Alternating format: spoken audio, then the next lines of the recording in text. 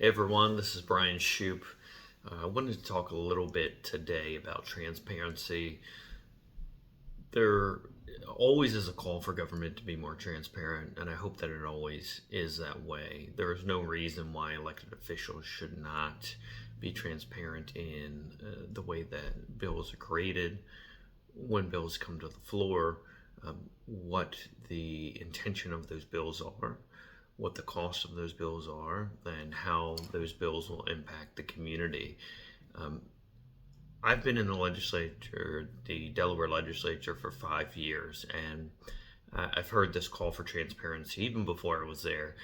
But I can tell why transparency is so difficult in the Delaware General Assembly, and that's because the core values, the House rules and the Senate rules inside of Delaware themselves do not reflect, or the policies do not reflect transparency to the public themselves. And I'm going to give you two examples. The first is in the House where I serve. I've served in the House for 5 years now. About 2 years ago, I brought to the attention of the floor about bills not being heard in committee, and those bills being bills that were either brought forth by the majority party or the minority party.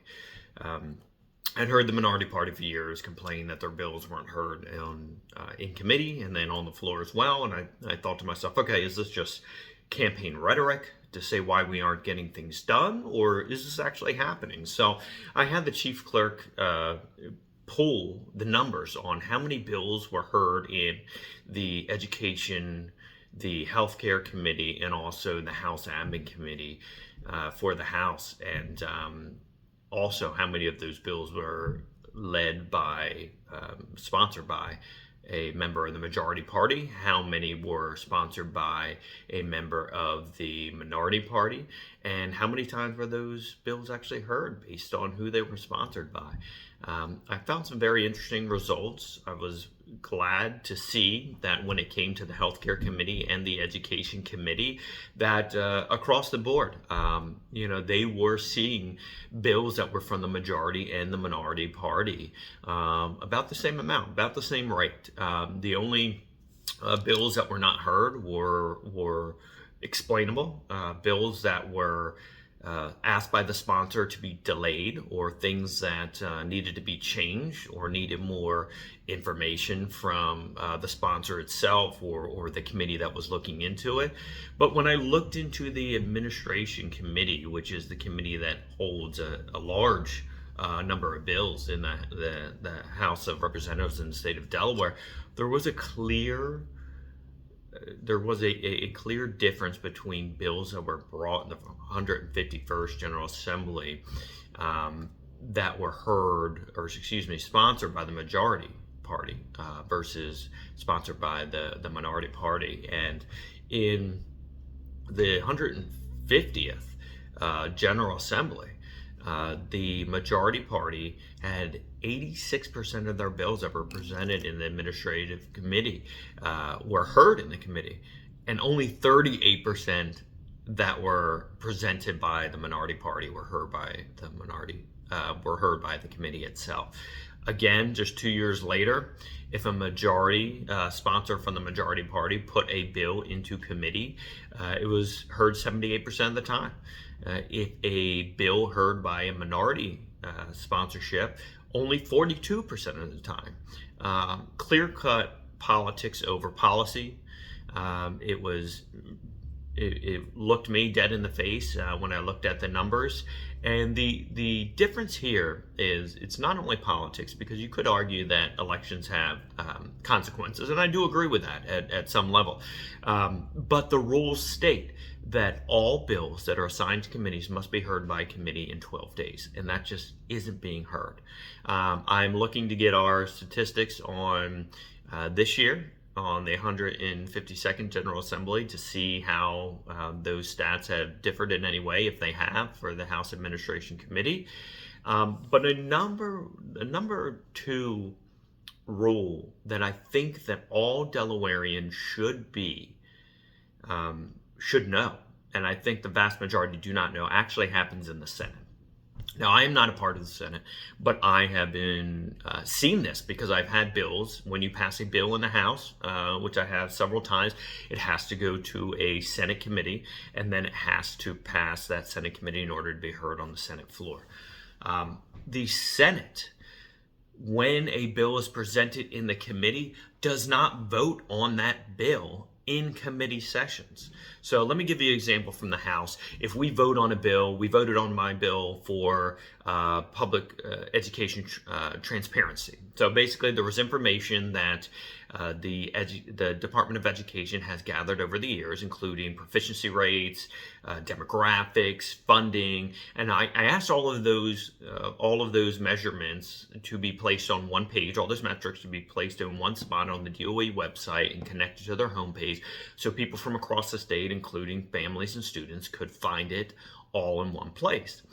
We voted in the Education Committee. Not only was it heard, it was unanimously voted on. We say, someone raises their hand and says, I vote to approve this bill to be heard on the House floor. And then you go one by the members of the committee.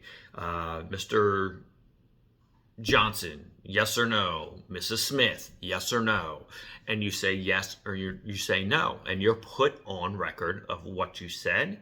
So not only are you put on record, but the public can see where the vote totals count. And you need a majority of those votes to be put on the House floor.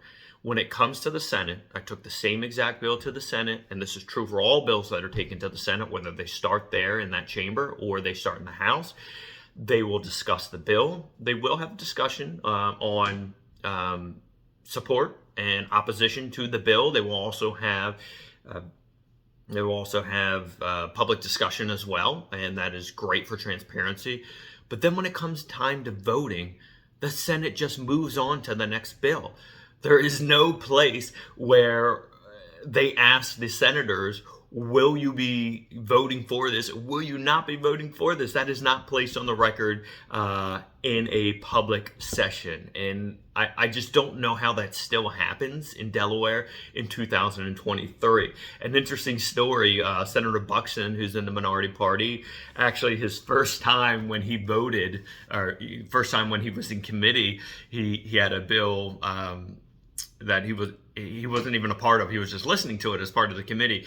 And after that, he said he voted yes. And they looked at him like he had three heads. And this is a quote from him, like he had three heads, and said, why are you voting? We don't vote in committee. And it's a backwards way of doing things. And how do they, you may be asking, well, then how do they put something on the floor if they don't vote for it in public? So the way the process works is there's a term called walking a bill.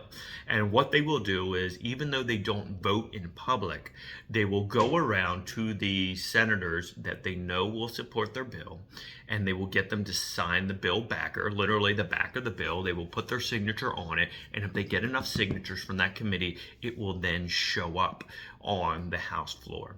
There's no record until it shows up on the House floor of it passing committee. So if you're listening that day to a bill that impacts your life, first, you don't know because they don't vote yes or no in that public committee, either in person, and it's all live stream now, so you can't, if you're listening from your home or your business or somewhere where you're not available to get to Dover, you will not hear them vote.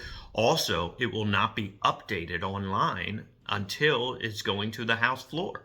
So the transparency in the Senate is baked into the rules, where you will not know how somebody votes on a bill until you actually physically ask them, or you see on the back of the bill if they have signed it or not. Now, the back of the bill is not available for the public to see. You can't go online and see the back of the bill. You have to physically go into the building and ask for it. So that is something where the Senate needs to change those rules. And I know there are several individuals in the Senate that are working on that right now to change those rules as well. And I hope that passes this year, because in 2023, you should be able to listen to a committee meeting or if you cannot listen, have those yes and no votes online immediately after that committee meeting to see if that bill is going to be placed on the Senate floor or not.